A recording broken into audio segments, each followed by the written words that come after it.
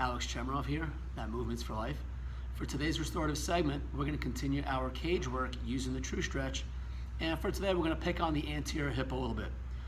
For today's video, we're going to keep the back leg extended at the knee. At a later date, we'll do some other variations where we flex the knee a little bit.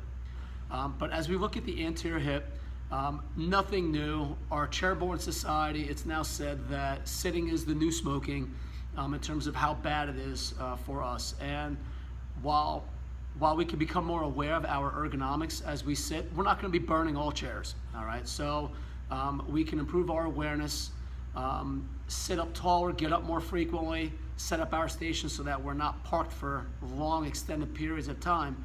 But again, we're going to have to commute, we're going to have to drive, we're going to have to sit where we can't stand up. So you can counteract all the sitting that you do with some strategic mobility work between soft tissue with foam rolling and then your mobility work thereafter, like what we're going to do now, to help counteract that. Because an anterior hip that is very restricted, where you cannot extend and get through the hip with that hip rotated, is going to be really, really important, right? So if I cannot get through my hip, all the different compensatory patterns, I'm going to start bailing out through my lumbar spine, right? I'm that low back guy now. All of a sudden, if I can't extend my hip, now my low back's going to start getting cranky, all right?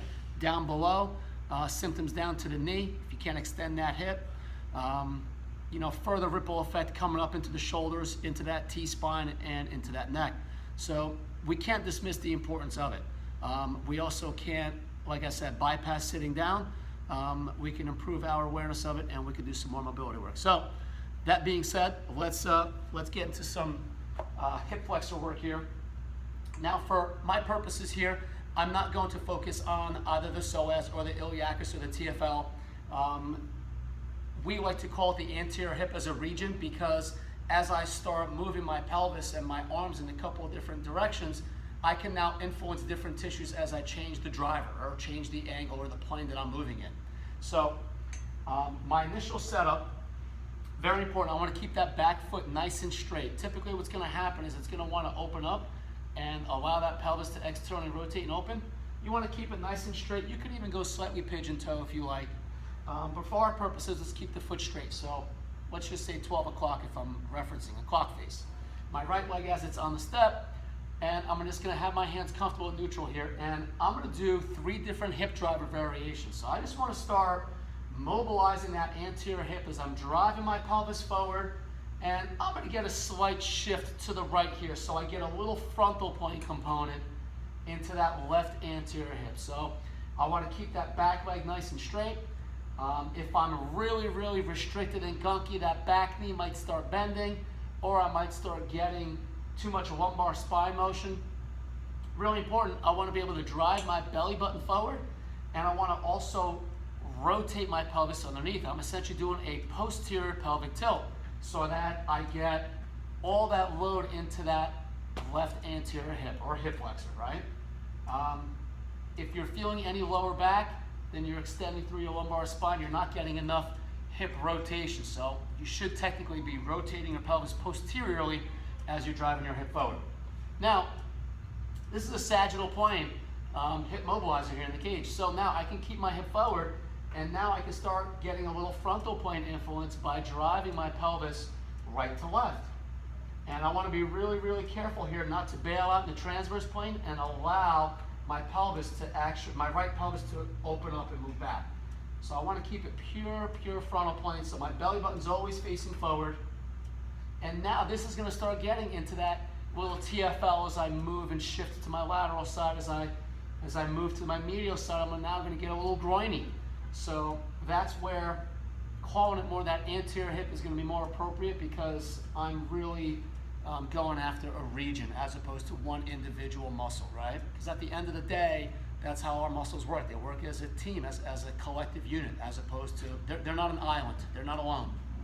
And then lastly, I'm going to get into that transverse plane hip drive, where I'm actually going to allow my pelvis to open up. I'm going to allow that supination to go all the way down to the foot, so my whole leg is going to open up, and then drive everything down. So I want to keep my front knee nice and quiet, and I'm getting great hip rotation here while I'm nourishing my left anterior hip in all 3 planes, okay? So that's one variation using a hip driver. if I want to get a little funky and really utilize this true stretch with all the different anchor points, I can now pre-position my hands in different planes. So I started my sagittal plane drive with my hands in neutral, albeit they're nice and high, with a nice sagittal plane hip drive. Now I can pre-position my upper body in the frontal plane, and I can drive my hip in the sagittal plane. I can drive my hip in the frontal plane, or I can go through and do all three hip variations and drive my pelvis in all three planes while my upper body is pre-positioned in the frontal plane. So just to get a heads-on view, think about how that is going to influence my left anterior hip if I am in right lateral flexion. And now I drive my hip in all three planes being pre-positioned there, right? And then lastly, why not the transverse plane, the most neglected plane, right? I can pre-position my upper body in right rotation, and now I could do the same thing again. So you got the picture. It could be really, really systematic and thorough. I can drive. I got my sagittal plane, I got my frontal plane hip drive, and then I can get into that transverse plane. So the benefit of the true stretch is not meant to be confusing or complicated. It gives us so many options to be able to utilize all these different postures and positions and planes to be able to focus on a goal. So as long as we know what those principles are, then we can create strategies to help drive them, and then the technique is just all driven from all the previous steps from what is the goal. So there you have it. Threw a lot of stuff at you. There is your anterior hip. Obviously I did all the left side. You can go back and even yourself out so you're not like a one-legged duck.